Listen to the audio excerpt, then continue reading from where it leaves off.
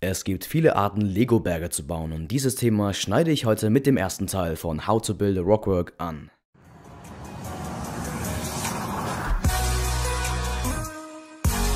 Bevor ihr erst einmal einen Berg baut, würde ich euch empfehlen, dass ihr einen Grundriss mit Plates oder Bricks zieht. Einfach, dass ihr euch im Nachhinein ein bisschen besser auskennt und auch eine Vorahnung habt, wie ihr ungefähr den Berg mit Slopes bauen wollt. Wir starten direkt mit der einfachsten Technik, einen Lego-Berg zu bauen, und das ist mit den Classic Slopes 1x2 bis 1x2x3. Und dann gibt es eben noch die andere Möglichkeit, das wäre dann mit Curved Slopes, allerdings schneide ich dieses Thema nur ganz leicht an. Ach, Inverted Slopes gibt's by the way auch noch.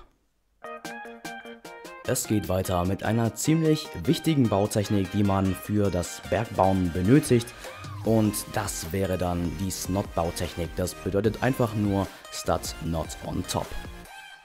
Um diese Snot-Bautechnik bauen zu können, benötigt ihr einfach nur diese Snot-Bricks bzw. die Brick Modifieds with Stud on the Side. Da gibt es die in verschiedenen Größen, zum Beispiel 1x2 oder 1x1. Wenn ihr diese Steine nicht habt, dann könnt ihr euch zum Beispiel diese Technik-Bricks mit 2 Löchern zulegen und einfach diese Pins dann reinstecken und dann passt das und ja, funktioniert im Prinzip genau gleich. Hier nochmal der Vergleich. Wenn ihr nichts mit dem Begriff Snot anfangen könnt oder ihr euch einfach denkt, ey, das sieht bei mir immer so scheiße aus, dann habe ich jetzt hier für euch 2 Arten, wie ihr Snot benutzen könnt. Und zwar hier haben wir einmal die ganz normale Snot-Bautechnik, das wäre dann einfach hier mit einem Brick Modified und einfach die Slope dran klatschen. Dann habt ihr darunter so einen Schlitz und das sieht eigentlich, wenn es auf dem Boden ist, also an der Platte, gar nicht mal so übel aus. Und dann haben wir eben die zweite Möglichkeit, das wäre dann, dass ihr 2 Plates darunter dran macht, und das hat dann genau die Breite einer 2er breiten Plate, also 2x4 oder 2x6 oder irgend so eine Plate. Das hat dann genau Platz, hier seht ihr es nochmal ein bisschen genauer, und das sieht dann eigentlich ziemlich gut aus, wenn ihr hier jetzt zum Beispiel ein paar Slopes oder Curved Slopes dran klatscht. Also insgesamt sieht diese Snot-Bautechnik, wie ich finde, eigentlich besser aus.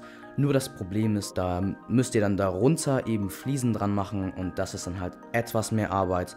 Da müsst ihr euch halt bewusst sein, dass das etwas mehr Arbeit sein könnte.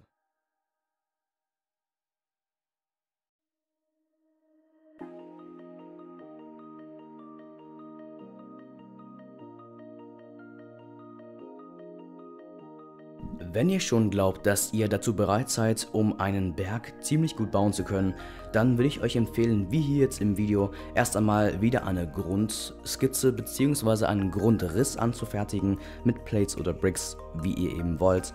Und dann einfach mal anfangt mit den verschiedensten Slopes, Curved Slopes oder Slopes Inverted, ein bisschen versucht mal einen Berg zu bauen, und wenn das einigermaßen hinhaut, dann könnt ihr auch mal anfangen mit Snot rum zu experimentieren, gleich wie hier im Video. Und wenn es dazu noch Fragen gibt, würde ich einfach sagen, schreibt es in die Kommentare, ich kann es gern beantworten.